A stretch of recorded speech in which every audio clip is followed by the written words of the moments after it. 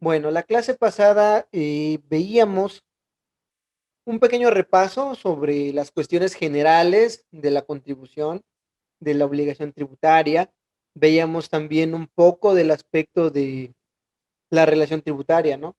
Y veíamos los principios fundamentales de los derechos en materia fiscal. Sin embargo, el día de hoy, pues nos ocupa conocer los derechos que aplican o que pueden aplicarse en materia fiscal, pero que no necesariamente se encuentran dentro del texto constitucional o dentro del texto de el Código Fiscal de la Federación o de la ley del ISR o de la ley del IVA.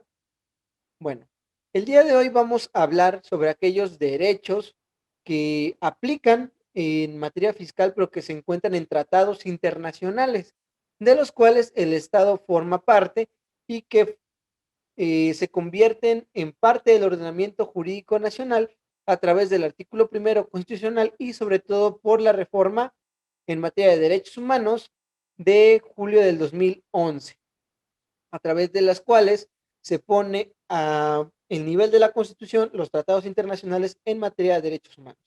Sin embargo, generalmente los derechos humanos eh, los asimilamos como parte del derecho penal, generalmente, ¿sí? Entre los imputados, la víctima, imputados que obtienen beneficios preliberacionales por cuestiones de violaciones de derechos humanos en el proceso, eh, cosas por el estilo, ¿no? Sin embargo, los derechos humanos van más allá de la esfera penal, no son exclusivos de la esfera penal. También aplican a la materia fiscal, inclusive tratados que creíamos exclusivos de la materia penal. ¿Y eso por qué? Porque el derecho fiscal forma parte, o algunos de sus procedimientos forman parte del derecho administrativo sancionador. El derecho administrativo sancionador va a tener los mismos principios que el derecho penal. Van a buscar perseguir y castigar una conducta antijurídica determinada. Sin embargo, la diferencia con el derecho penal es que el daño ocasionado por un delito de la esfera del derecho administrativo sancionador no va a provocar en la sociedad un daño trascendental que ponga en peligro el orden social mismo, sino que efectivamente es una violación a una norma jurídica determinada, pero que el daño y la ofensa provocada a la sociedad no va a provocar un bien, el daño trascendental a un bien jurídico tutelar, ¿sí?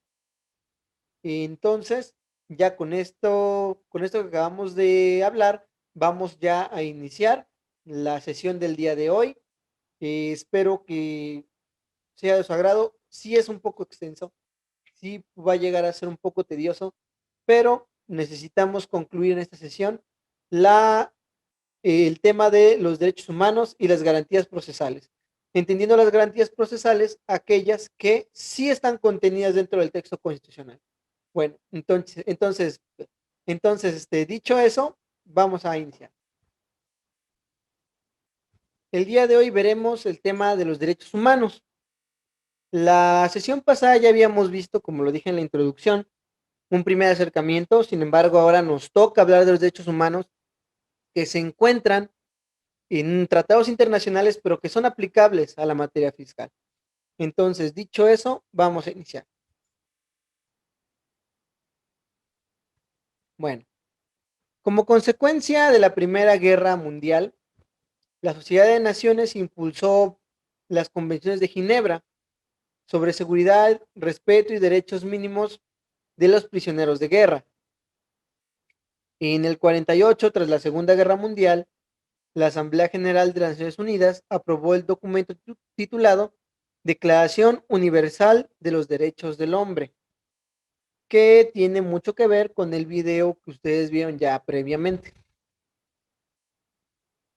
Bueno, la declaración fue adoptada y proclamada por resolución de la Asamblea General de las Naciones Unidas el 10 de diciembre de 1948. Ahora, los artículos 1, 2, 7, 8, 10, 11 y 30 de esta declaración establecen derechos humanos que resultan relevantes conocer y que serían aplicables a la materia fiscal. Ahora, ¿qué señalan estos artículos? Bueno, estos artículos señalan, eh, número uno, que todos los seres humanos nacen libres e iguales, eh, con dignidad y derechos y dotados como están de razón y conciencia. Deben comportarse fraternalmente los unos con los otros. Ahora, ¿por qué es trascendental este artículo primero en la materia fiscal? Bueno, resulta trascendental en la materia fiscal porque efectivamente uno de los principios procesales del derecho fiscal es la equidad y la igualdad. Recordemos que en nuestro artículo cuarto se establece la igualdad de las personas ante la ley, cuarto constitucional, por cierto. Entonces, cuando nosotros hablamos o se habla de que todos los individuos son iguales, quiere decir o se refiere a que todos los individuos en materia fiscal deberán ser tratados igual. Nadie es más, nadie es menos. Nadie va a tener un trato superior o inferior. Todos deben ser tratados en el mismo piso parejo, por así decirlo. Ahora, ¿por qué resulta especialmente relevante, no?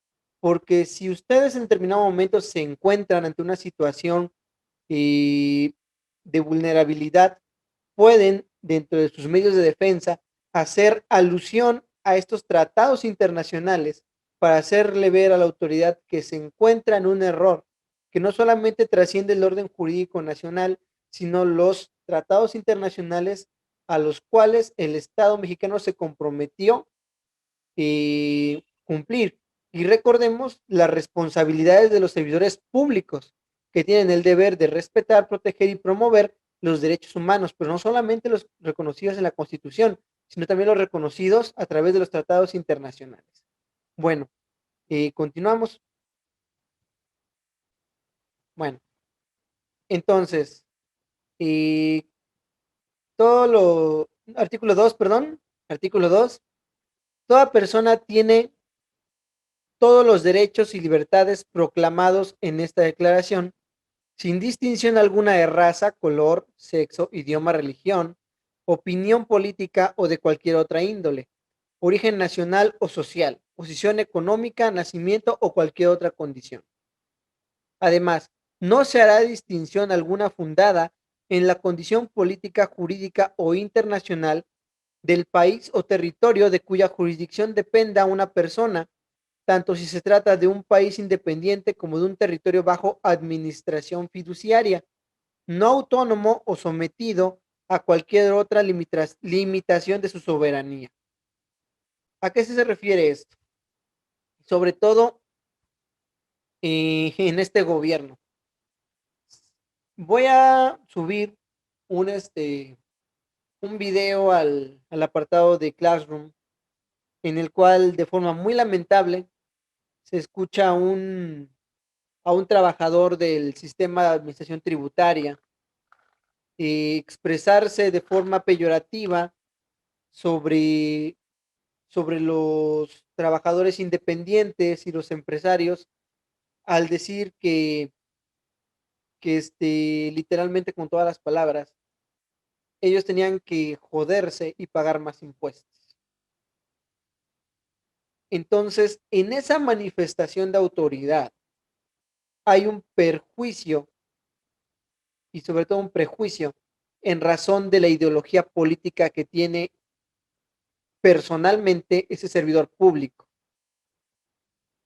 Obviamente la ideología alineada al partido en el poder y que tiene como enemigos políticos o como blancos políticos a quienes forman parte pues de la clase media y la clase alta. Entonces la clase alta pues los grandes empresarios y la clase media pues todos aquellos trabajadores independientes, profesionistas independientes o profesionistas que se dedican a trabajar de forma no asalariada, ¿no?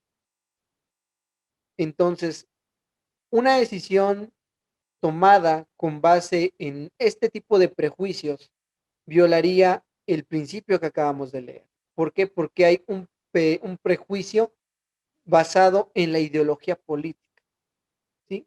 Sin embargo, el prejuicio no debe solamente ser en la ideología política, sino por razón de raza, religión, orden social, grado social, educación o por cualquier otro motivo. ¿Es importante en materia fiscal? Claro que es importante en materia fiscal, tanto en este gobierno como en cualquier otro gobierno que haya existido. ¿Por qué? Porque no debe de existir excepciones en el trato que la administración brinda a los gobernados y sobre todo motivado por cuestiones como la ideología política, la raza, la religión, la orientación sexual o cualquier otro, ¿sí? Entonces, dicho eso, volvemos a la diapositiva. Bueno, número 7, todos son iguales ante la ley y sin distinción derecho a igual protección de la ley. ¿Qué quiere decir? Todos tienen derecho a igual protección contra toda discriminación que infrinja esta declaración y contra toda provocación a tal discriminación. Después, en el número 8, encontramos que toda persona tiene derecho a un recurso efectivo ante los tribunales nacionales competentes, que la ampare contra actos que violen sus derechos fundamentales reconocidos por la Constitución. Obviamente, hablamos de la Constitución del país o de la ley. Número 10, toda persona tiene derecho a condiciones de plena igualdad a ser oída públicamente y con justicia por un tribunal independiente e imparcial, con la determinación de sus derechos y obligaciones o para el examen de cualquier acusación contra ella en materia penal. Bueno, aquí no estamos hablando específicamente de la materia penal, sin embargo, sí establece de ese derecho de la igualdad a ser oída públicamente y con justicia. ¿Y a qué se refiere esta serie de principios?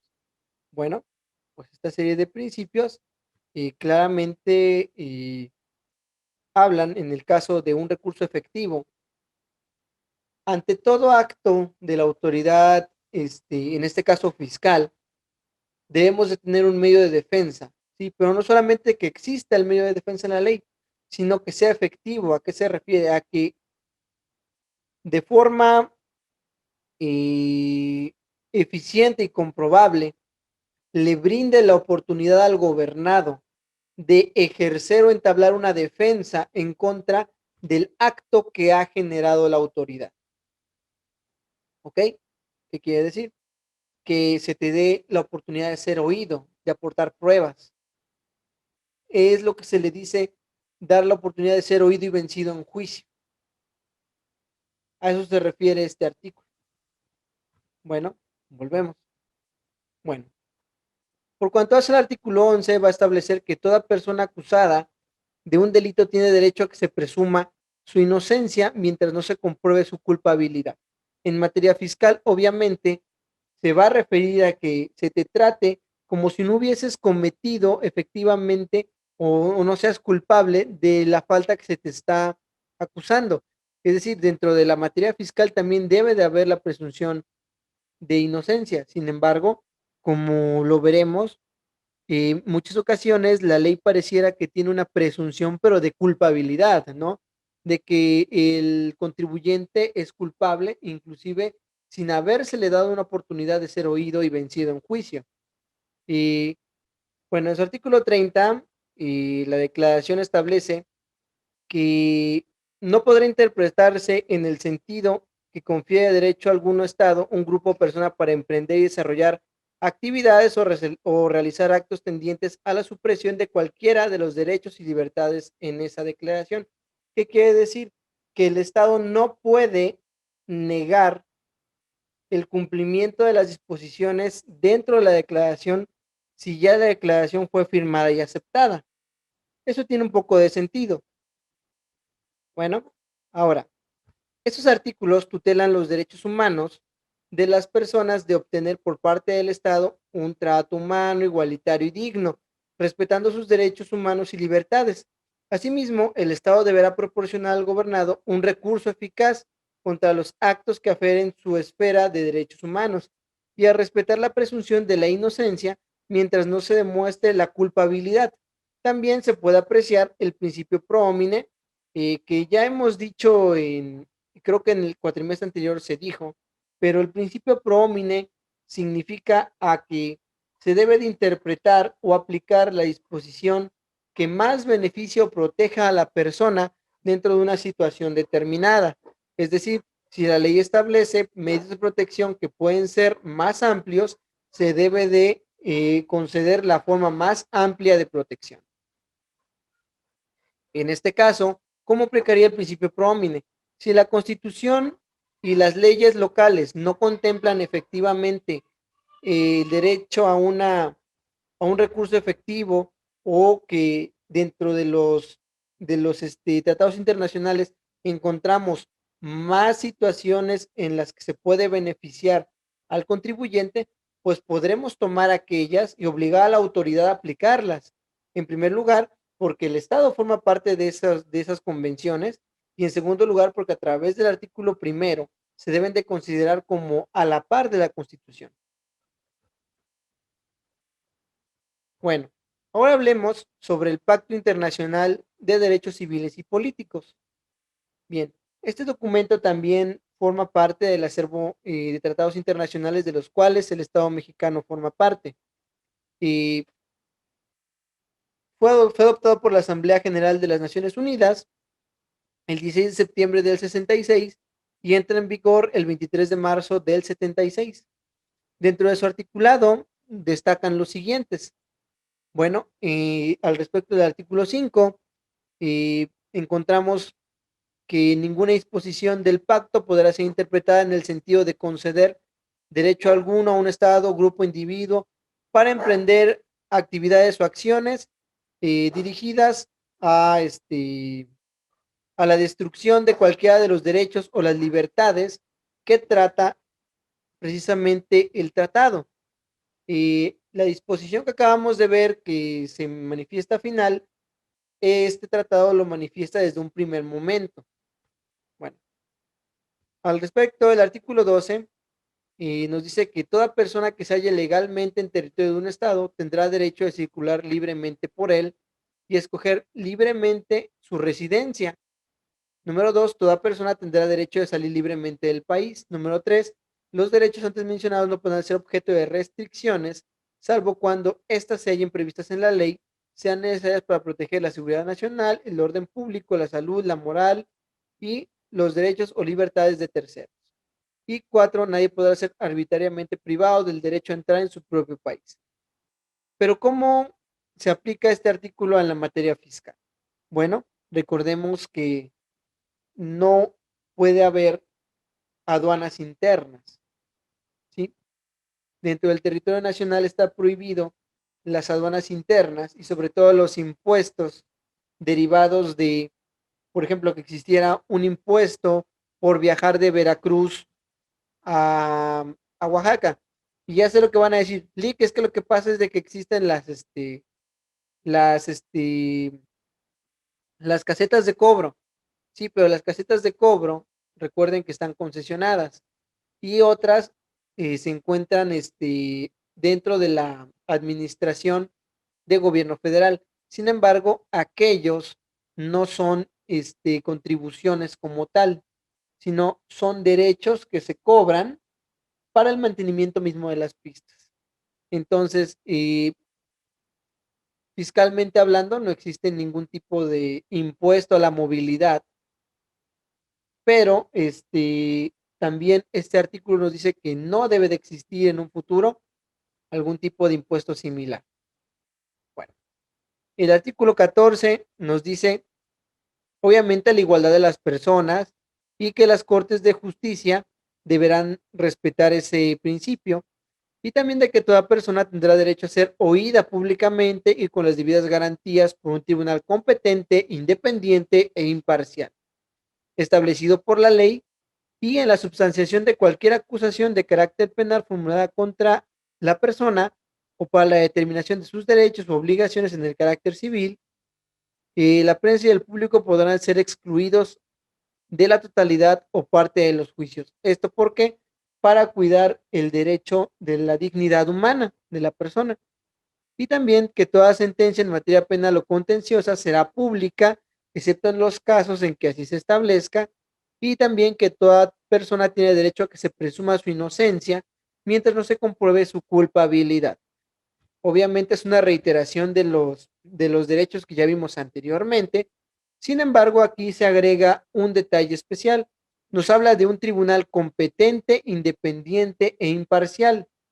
Y efectivamente, en México existe un tribunal competente, independiente e imparcial, y su nombre es el Tribunal de Justicia Administrativa, antes llamado Tribunal Federal de Justicia Fiscal y Administrativa. ¿Sí? Solamente perdió el aspecto de justicia fiscal, pero es el Tribunal Federal de Justicia Administrativa. Ese es el tribunal competente, independiente e imparcial al cual podemos acudir en el momento en que consideremos que los derechos de un contribuyente, que sea nuestro cliente, han sido vulnerados. Bueno, después pasamos al artículo 16 y todo ser humano tiene derecho en todas partes al reconocimiento de su personalidad jurídica. Y el artículo 17 nos habla de que nadie será objeto de injerencias arbitrarias o ilegales en su vida privada, su familia, su domicilio o su correspondencia, ni ataques ilegales a su honra y reputación. También nos habla que toda persona tiene derecho a la protección de la ley contra estas injerencias o estos ataques. Sobre todo habla de que cuando el Estado despliegue acciones o actos sin la debida fundamentación. Por eso nos dice injerencias arbitrarias o ilegales. Más adelante veremos que todo acto de la autoridad deberá cumplir con ciertas providencias, con ciertos requisitos para poder considerarse legal. Bueno, el artículo 26 nos dice que todas las personas son iguales ante la ley y tienen derecho sin discriminación y a igual protección de la ley. Bueno, es una reiteración de lo que ya habíamos visto. La igualdad ante la ley sin que ésta sea eh, menoscabada por razón de raza, color, sexo, idioma, religión o cualquier otra índole. Bueno, ahora hablemos de la Convención Interamericana sobre Derechos Humanos. ¿Por qué es importante la Convención Interamericana? La Convención Interamericana es muy importante porque generalmente se considera que la Convención Interamericana sobre Derechos Humanos solamente se aplica en materia penal. Sin embargo, ese es un error. La Convención Interamericana que da eh, también llamado Pacto San José de Costa Rica, no solamente aplica en materia penal, aplica para cualquier materia, como lo veremos a continuación, sobre todo en el artículo 8 que habla de las garantías procesales. Desde mi punto de vista, creo que es el tratado internacional que establece muy claramente y más amplio el aspecto de las garantías procesales, tanto que se tomó tal cual para el sistema penal acusatorio en en nuestro sistema jurídico. Bueno, entonces volvemos. Bueno,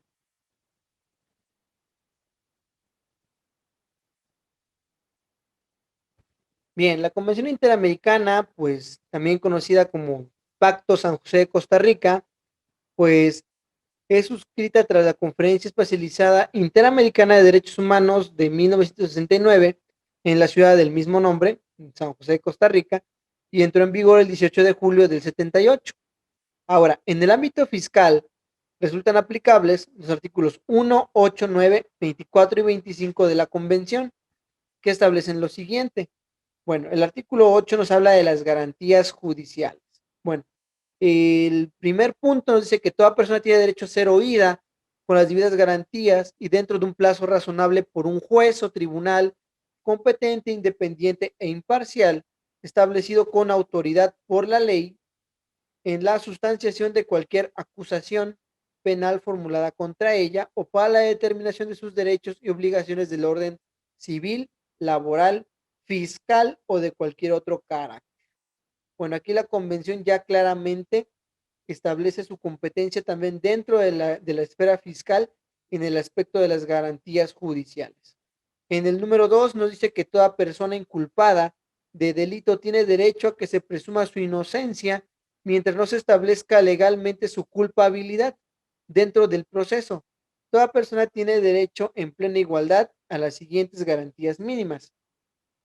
Ahora, ¿cuáles son esas garantías mínimas que establece? Bueno, el derecho de ser asistido gratuitamente por un traductor o intérprete si no comprende o no habla el español, ¿sí? También comunicación previa y detallada al inculpado de la acusación formulada, es decir, se te debe de notificar por alguna vía de forma previa de qué se te está acusando o por qué se te está aperturando un procedimiento en determinada materia, ¿sí? Posteriormente, en el inciso C, nos dice que se debe de conceder al inculpado tiempo y los medios para la preparación de su defensa. Ahora, esto se le denomina como la defensa adecuada y efectiva, ¿sí? Ahora, sin embargo, la defensa adecuada y efectiva se concatena con el inciso D, que el inculpado tiene derecho a defenderse personalmente o de ser asistido por un defensor de su elección y de comunicarse libre y privadamente con él. También nos dice en el inciso F que el derecho de la defensa de interrogar a los testigos presentes en el tribunal y de obtener comparecencia como testigos o peritos de otras personas que puedan arrojar luz sobre los hechos. Bueno, hasta aquí se establece el principio o el derecho a la tutela judicial efectiva, ¿sí?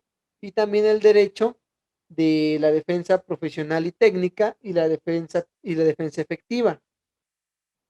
¿Qué quiere decir? No solamente me tienen que dar un defensor, el defensor público, si yo considero que no va a hacer un buen trabajo, puedo cambiarlo por un defensor particular, pero ese defensor particular debe de estar capacitado en la rama y debe tener la posibilidad legal de hacer cualquier tipo de providencia dirigida a demostrar el dicho que como acusado voy a sustentar, ¿no? Bueno, también en el inciso G nos dice derecho a no ser obligado a declarar contra sí mismo o a declararse culpable, y H, derecho de recurrir el fallo ante un juez o un tribunal superior. Es decir, si desde un momento la autoridad fiscal quiere sentenciarme, me va a sentenciar. Sin embargo, la ley y el sistema jurídico nacional debe de darme la posibilidad de recurrir ese acto administrativo fiscal ante un tribunal determinado. Como ya lo dije anteriormente, ese tribunal determinado es el Tribunal Federal de Justicia Administrativa.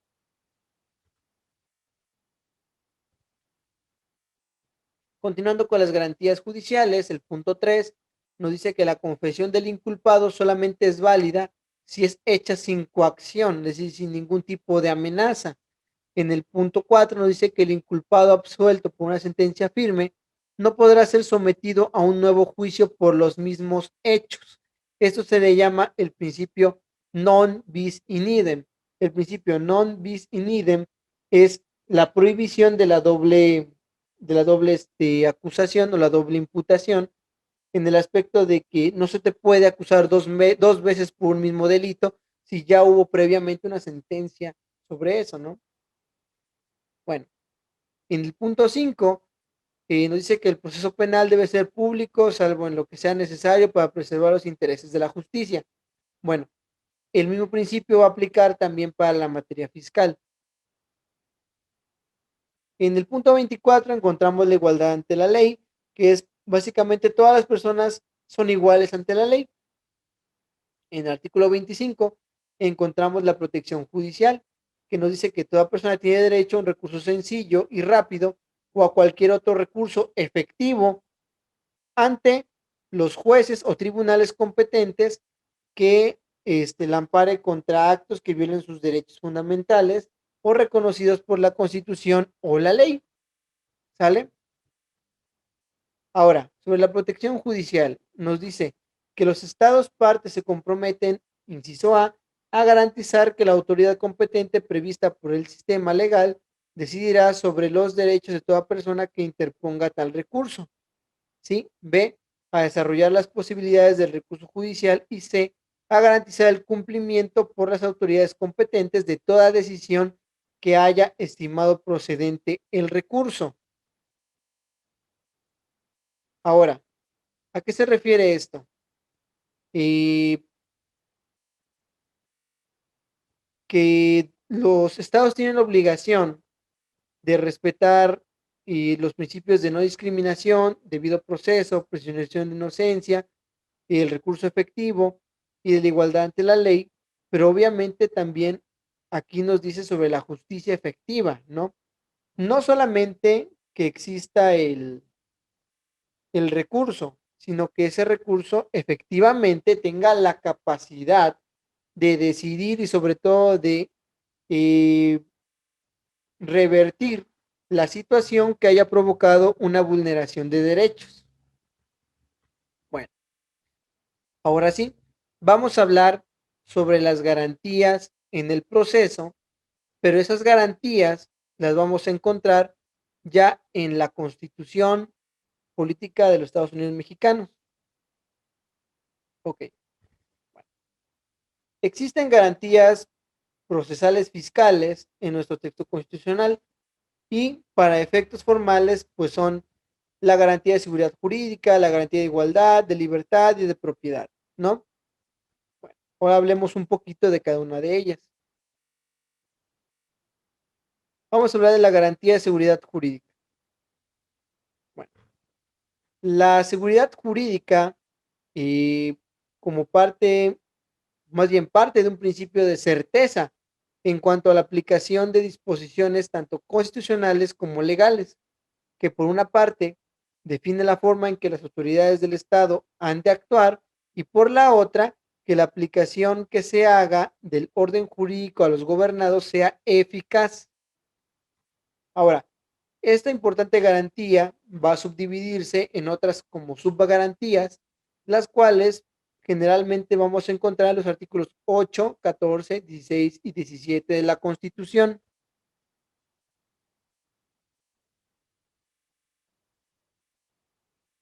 Muy bien. Ahora, hablemos un poco aquí al respecto, ¿no? Y un momento, listo. La ley debe señalar, pero también debe contener este, los elementos mínimos eh, para hacer valer el derecho del gobernado y para que sobre ese aspecto la autoridad no vaya a incurrir en arbitrariedades, ¿sí? A eso se refiere el principio de la seguridad jurídica. Quiere decir que la actividad estatal debe dar certeza, pero ¿qué tipo de certeza va a brindar la autoridad? Bueno, con la certeza de que la autoridad está actuando conforme a la ley y no de forma excesiva, ¿sí? Bueno, sin embargo, ¿cómo se va a materializar esa certeza jurídica? Bien, a continuación vamos a ver. Bueno, el derecho de petición. El artículo octavo de la Constitución nos va a hablar acerca del derecho de petición, ¿sí? Y nos dice que van a respetar el derecho de petición los funcionarios públicos, ¿sí? Siempre que ésta se formule por escrito en primer lugar y de manera pacífica y respetuosa. Y a toda autoridad, a toda petición, debe recaer un acuerdo escrito, pero ¿de quién? Obviamente de la autoridad a la que haya sido dirigido, la cual va a tener la obligación de hacerlo conocer en breve término al peticionario. Ahora, eh, al respecto de la respuesta de las autoridades, ¿no?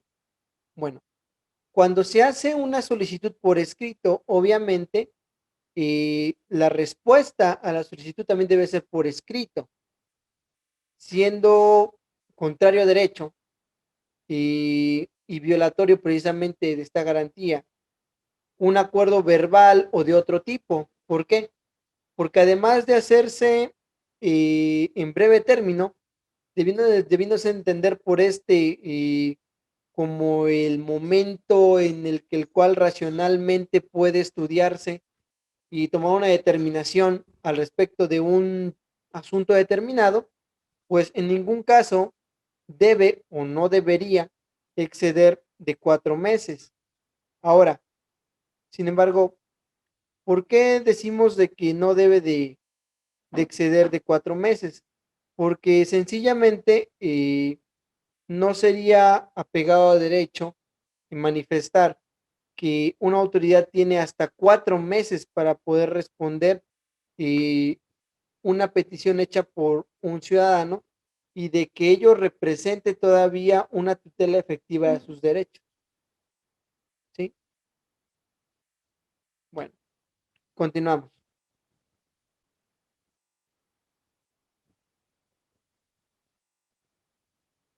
Bien, ahora hablemos de la irretroactividad de la ley. La irretroactividad de la ley nos va a decir que, bueno, en primer lugar, las leyes no van a regir hacia el pasado, sino que rigen hacia el futuro, de tal forma que las disposiciones contenidas en las leyes no deben aplicarse hacia el pasado, afectando derechos que ya han sido conquistados. Bueno, sin embargo, existe las disposiciones a contrario sensu. ¿Qué es una disposición a contrario sensu? Una disposición a contrario sensu necesariamente va a significar o va a fundarse en interpretar de forma benéfica la disposición hacia el pasado, ¿sí? Entonces, si el particular se beneficia con la aplicación de una nueva ley, entonces sí es posible que esta obre hacia el pasado. Por ejemplo, si dentro de una nueva disposición fiscal aparece una situación que me beneficia, yo puedo solicitarle a la autoridad que la aplique de forma retroactiva, es decir, a contrario censo. Es decir, aplique de forma retroactiva, pero no de forma negativa, sino de forma positiva. ¿Por qué? Porque obviamente la Constitución me impide la aplicación negativa de una ley. Entonces, sí se va a poder aplicar hacia el pasado, siempre y cuando no exista persona a la que le perjudique la aplicación. Ejemplo, cuando cambia el sistema de justicia penal, muchos eh, acusados que se encontraban bajo la justicia tradicional intentaron solicitar que se les juzgara con el nuevo código. Sin embargo, no, porque aquello significaba un ataque a los derechos de la víctima. Entonces fue uno de los argumentos por los cuales todavía tenemos juzgados de rezago, tenemos juzgados de oralidad, tenemos juzgados híbridos, pero bueno, ya volviendo un poquito a la materia fiscal, pues eso significa el contrario censo, ¿no? Que una disposición nueva, si beneficia, se puede aplicar a las disposiciones o los actos que se hicieron en el pasado.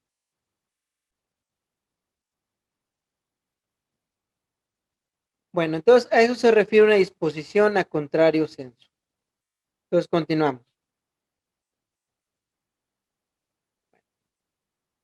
También nos dice que nadie podrá ser privado de la libertad o de sus propiedades, posesiones o derechos, sino mediante juicio seguido ante los tribunales previamente establecidos, en el que se cumplan las formalidades esenciales del procedimiento y conforme a las leyes expedidas con anterioridad al hecho. Esto es la garantía de audiencia previa, ¿sí? Es decir, antes de que se me aplique un acto privativo, debe dárseme la posibilidad de ser escuchado en una audiencia pública, ¿sí? Entonces, es aplicable una tesis de jurisprudencia cuyo número es 200080 y cuyo rubro es actos privativos y actos de molestia, origen y efectos de la distinción. ¿Por qué dice al respecto de origen y efectos de la distinción? ¿Por qué? Porque pues efectivamente estamos hablando de dos asuntos totalmente distintos. Bueno, ahora, ¿cómo lo vamos a entender? Bueno, por acto privativo vamos a entender que es un acto con todas sus consecuencias, ¿no?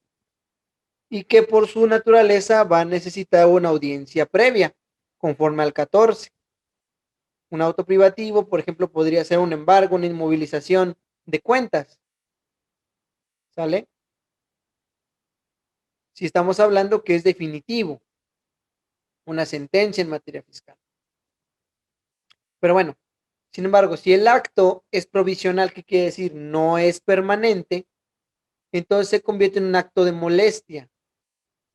Por ejemplo, una visita domiciliaria, una auditoría, un requerimiento, todo eso son actos de molestia, ¿sale? Y deberán cumplir con los requisitos que establece el artículo 16 constitucional. Y esa es la diferencia entre el acto privativo y el acto de molestia, ¿sale? El acto privativo va a estar tutelado por el 14 de la Constitución y el acto de molestia va a estar tutelado por el 16 de la Constitución, ¿sí? Ahora, este tipo de preceptos impone la obligación a cargo de las autoridades de que de manera previa al dictado de una acción o una privación cumplan con una serie de pasos previos que son necesarios para oír a los afectados su defensa. Bien, ahora, también tenemos que todo procedimiento en juicio debe de reunir ciertas etapas. En primer lugar, uno, que el afectado tenga el conocimiento de la iniciación del procedimiento, así como de la cuestión que habrá de ser objeto dentro de ese procedimiento, ¿sí? También esa cuestión deberá ser objeto de debate y de las consecuencias que se producirán con dicho trámite. Es decir, esto se refiere a básicamente a que te tienen que dar a conocer de qué se te va, de por qué se está accionando un procedimiento en tu contra y cuál es el objetivo de ese procedimiento, así como de las consecuencias. Eso se puede hacer de dos formas, a través de la notificación o a través de una audiencia en la cual se te haga del conocimiento estos requisitos. Bueno, después, en el inciso 2 que se te otorgue como persona o que se le otorgue al afectado la posibilidad de presentar su defensa, aportar pruebas, imponer excepciones y de acreditar esas excepciones que vaya a imponer. Y también, continuando, número 3, que al agotamiento de la etapa probatoria, es decir, ya que desahogaste tus periciales, documentales, testigos y todo lo demás, se te dé la oportunidad de generar alegatos, entendiendo los alegatos como esa última comunicación o intento de convencer al juzgador de que tienes la razón dentro del asunto, ¿sí?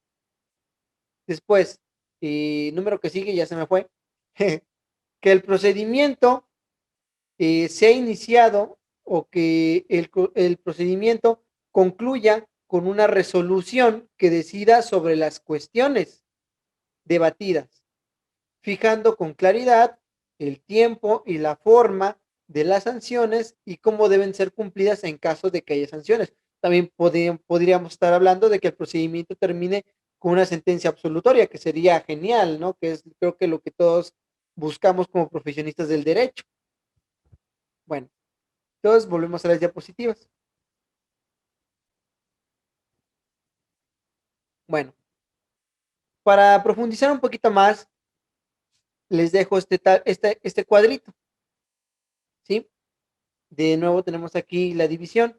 Actos privativos, el 14 constitucional. Actos de molestia, el 16 constitucional. ¿Cuál es el concepto del acto privativo? Bueno, pues aquellos que producen como efecto la disminución o menoscabo o supresión definitiva de un derecho. Sin embargo, en contraposición, el acto de molestia va a tener la provisionalidad o que es dictado de forma preventiva, ¿sí? Con el objeto de proteger determinados bienes jurídicos. Al respecto de los requisitos de la constitucionalidad del acto, nos dice que debe de ser un acto seguido en forma de juicio, que debe cumplir con las formalidades y que las leyes expedidas deben de ser con anterioridad al hecho juzgado. Al respecto del acto de molestia, nos dice obviamente que debe de existir un acto escrito, un mandamiento escrito, debe ser girado por una autoridad con competencia legal plena para ello y que debe de fundarse y motivarse la causa legal que motivó ese acto de molestia. Bueno, la finalidad de un acto privativo es, bueno, obviamente como lo dice la palabra, pues la privación de un bien material o inmaterial, ¿sí? Eh, que fue ordenado por un acto de autoridad.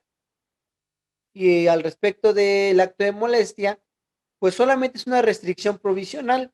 Sin embargo, eso no significa que esa restricción vaya a perdurar, ¿no? Bueno, entonces continuamos.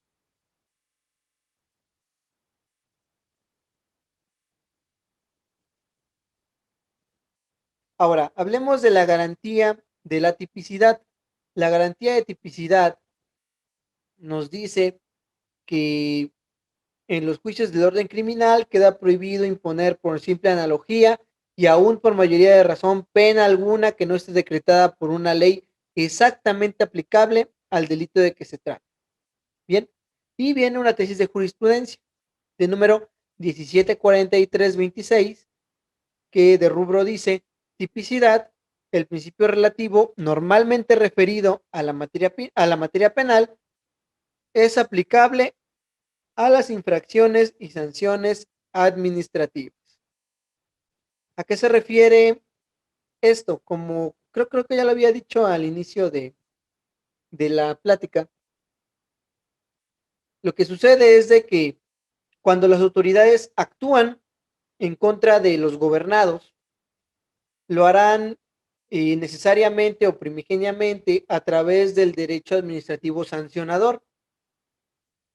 ¿Sí? El derecho administrativo sancionador tiene hasta cierto punto el mismo objetivo del derecho penal, que es corregir las conductas antijurídicas y prevenir que vuelvan a ocurrir. ¿Sale? Ahora, por lo tanto, el principio de tipicidad normalmente propio de la materia penal se hace extensivo a la materia administrativa y fiscal, de modo que si cierta disposición administrativa establece una sanción por alguna infracción, la conducta desplegada por el contribuyente debe encuadrar exactamente en la hipótesis normativa previamente establecida en la ley, sin que sea lícito ampliar por analogía o por mayoría de razón cualquier sanción sobre el contribuyente. Es decir, la conducta desplegada por el contribuyente, ya sea activa o pasiva, debe encuadrar exactamente en la disposición que la ley fiscal establezca para aquel motivo. Por ejemplo, si te dice que tú no pagaste un impuesto, realmente no debiste de haber pagado ese impuesto. Porque si tú lo pagaste y te están diciendo que no lo pagaste, entonces ahí es donde ya no hay tipicidad. Si te están acusando por evasión de impuesto o evasión del impuesto al valor agregado, ellos tienen que encuadrar la conducta del contribuyente dentro de esa descripción antijurídica fiscal para poder proceder en tu contra. De lo contrario, si solamente dijeran, mira, es de que no hizo su declaración, entonces está evadiendo impuestos. Espérate, ¿estás seguro de que porque no presentó su declaración está evadiendo impuestos? Por eso es de que la autoridad fiscal va a hacer muchos pasos antes de proceder contra un contribuyente, ¿sí? Y obviamente cuando lo haga, va a tener que, a apariencia de un fiscal o un ministerio público, encuadrar la conducta que desplegaste dentro de la descripción del antijurídico. Bueno, entonces volvemos. Bueno, ahora hablemos de la garantía de la legalidad.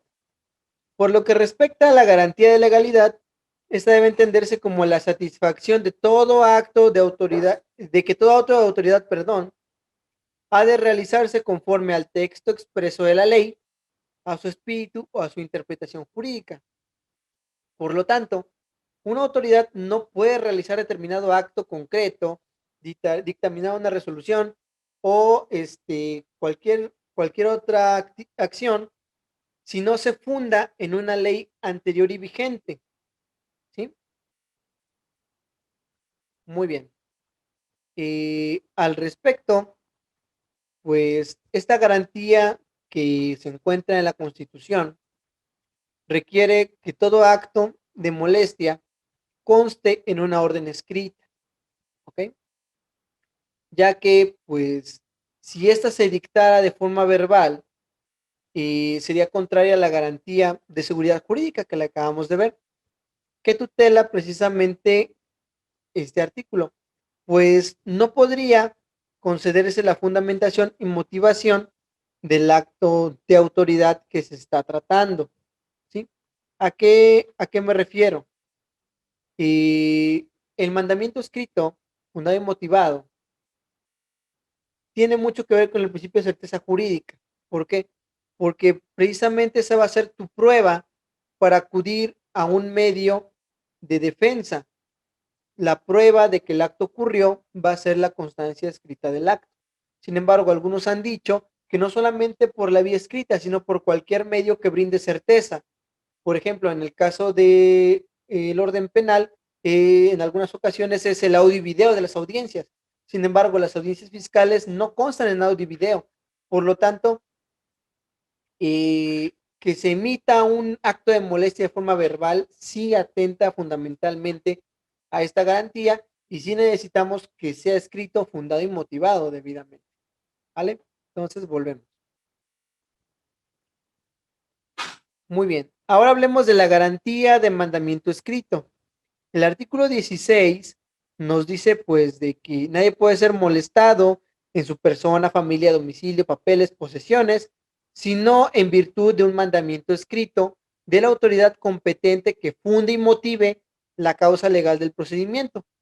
También nos dice que en los juicios y procedimientos seguidos en forma de juicio, en los que se establezca como regla la oralidad, bastará con que quede constancia de ellos en cualquier medio que dé certeza de su contenido y del cumplimiento previo previsto en este párrafo. Bueno, pues aquí está un poquito lo que les decía yo, ¿no? Eh, el procedimiento penal tiene como base la oralidad y queda un registro de certeza que es el audio y video. Sin embargo, el procedimiento fiscal es necesariamente burocrático y administrativo. Las audiencias no son, generalmente no constan en audio y video. Eh, la autoridad que emite esos actos administrativos tampoco tiene como regla la oralidad porque es burocrática. Entonces, generalmente, sí necesitaremos contar con un mandamiento escrito y es la garantía del mandamiento escrito precisamente dentro del artículo 16 de la Constitución. Bien, ahora dentro del mismo artículo 16 se encuentra la garantía de la autoridad competente, ¿sí? Recuerden, nadie puede ser molestado en su familia, domicilio, bla, bla, bla, bla, sino en virtud del mandamiento escrito de la autoridad competente. ¿Qué quiere decir? No basta, no basta con que el acto se encuentre escrito, sino que debe de ser emitido por la autoridad que se encuentre facultada para emitirlo, ¿sí? Eh, de la misma manera, se establece que no basta con que las leyes y los reglamentos se señale la competencia de la autoridad, sino es importante también que la autoridad que va a emitir el acto funde y motive debidamente su competencia. Es decir, voy a emitir un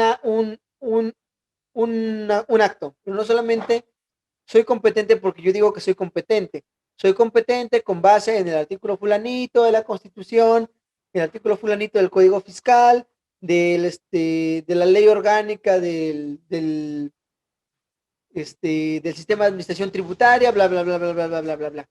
Entonces, la autoridad tiene que fundamentar con base en qué leyes que le dan esas facultades está emitiendo ese documento escrito. ¿Sale?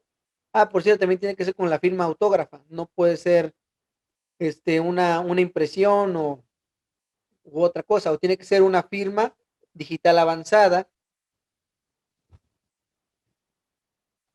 Bueno, a continuación tenemos la fundamentación y motivación de los actos. Dentro del mismo artículo 16 nos dice que no basta con que esté escrito, sino que la autoridad sea efectivamente la competente, sino que, como ya lo hablamos, tiene que fundar y motivar la causa legal del procedimiento o aquellas cuestiones que lo obligan o lo motivan a emitir un acto determinado.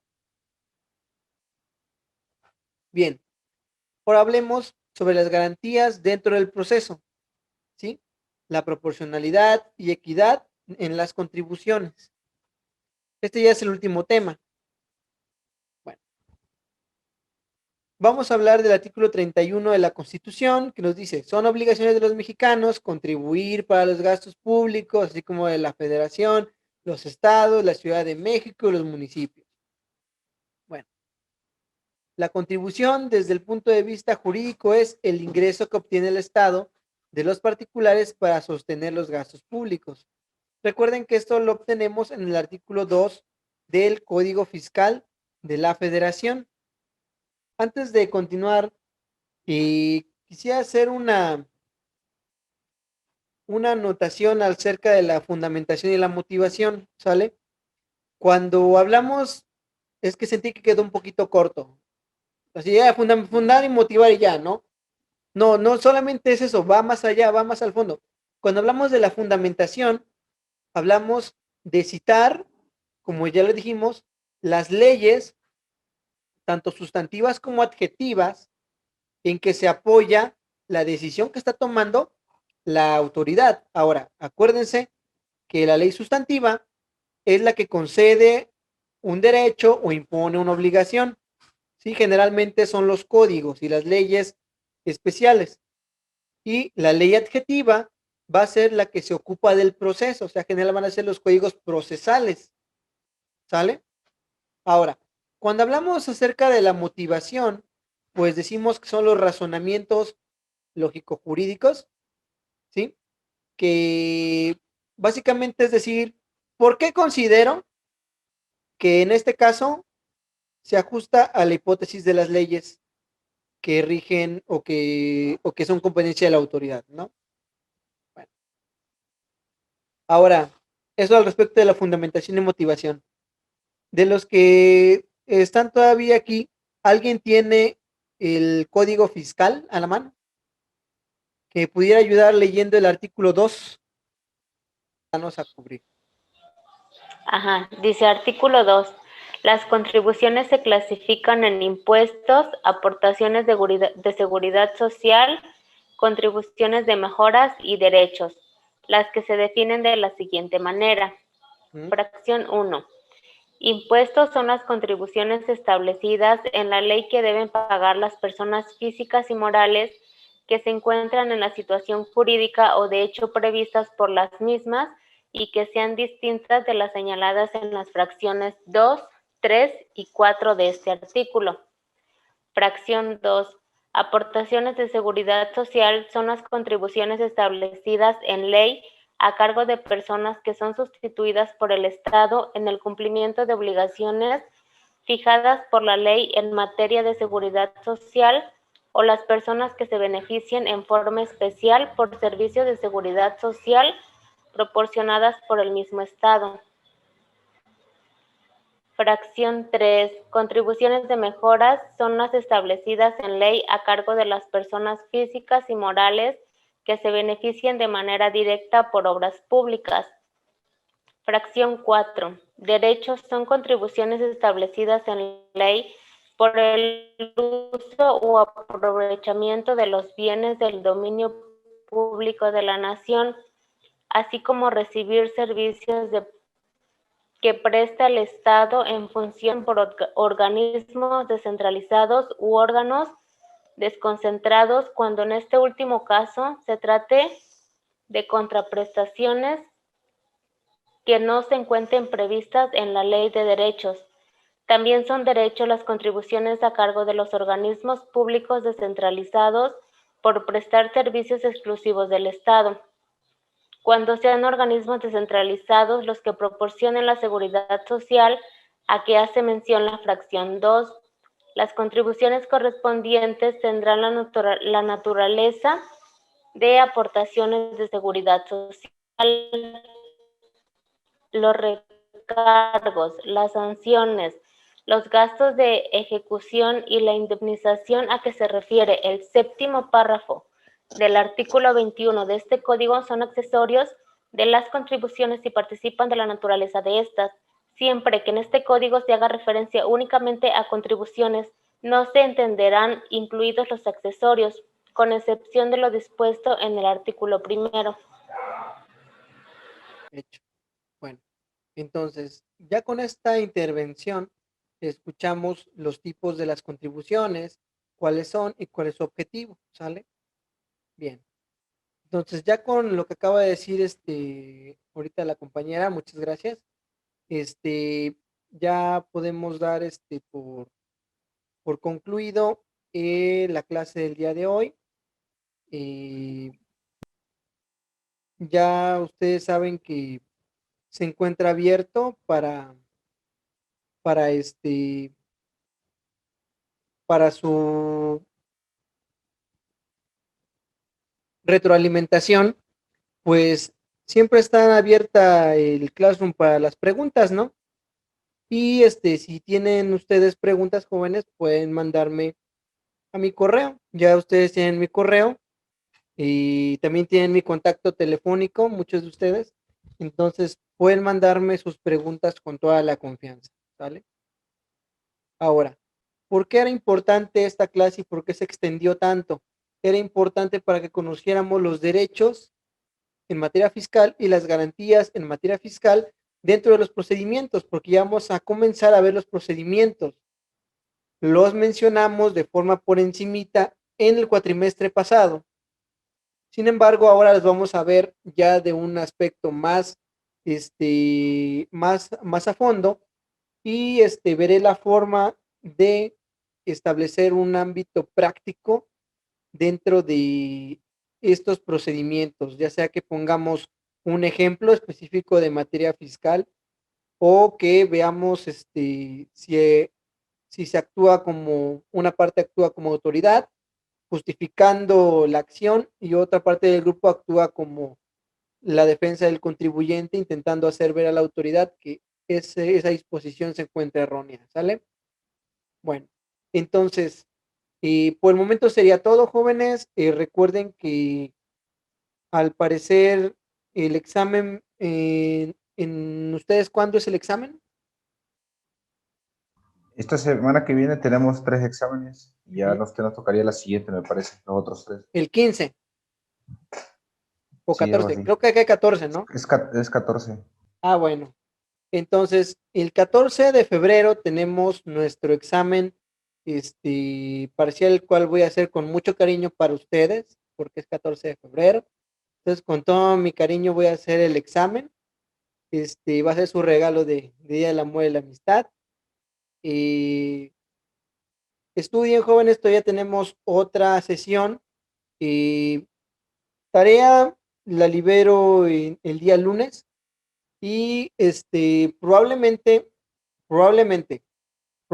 suba un material extra al Classroom, que también va a ser un video, pero eso queda dependiendo de la agenda de su servidor, debido a que, por ejemplo, esta semana estuve, ya casi me quería yo dar un tiro, pero bueno, logramos hacer todo, logramos inclusive preparar la clase, y creo que salió bien dentro de lo que se puede decir. Bueno, jóvenes, cualquier duda, en serio, jóvenes, cualquier duda pueden mandarme mensaje, pueden mandarme un WhatsApp. siempre y cuando no sean las 2 de la mañana, porque después de esa hora no le respondo ni al Papa, ¿sale? Por favor, jóvenes, estudien jóvenes, ¿sale? Yo estoy aquí para responderles sus dudas. No se queden con las dudas, jóvenes, en verdad, ¿sí? Si algo aquí que yo lo dije, les quedó alguna duda, profe, ¿sabe qué? Tengo duda en esto y yo con mucho gusto se los voy a responder, ¿sale? Bueno, jóvenes, cuídense mucho, nos vemos el siguiente domingo. Quienes desgraciadamente pues están enfermitos, pues recupérense. Brenda, te agradezco y reconozco mucho que estés aquí, en la clase a pesar de tu situación. Te lo reconozco mucho. Los demás, pues estamos, en contacto. Eh, Estudien de nuevo y nos vemos el siguiente domingo. ¿Sale? Hasta luego. La tarea la libero el lunes y pues nos vemos el siguiente domingo. Hasta luego, jóvenes. Adiós, profe. Hello, bye.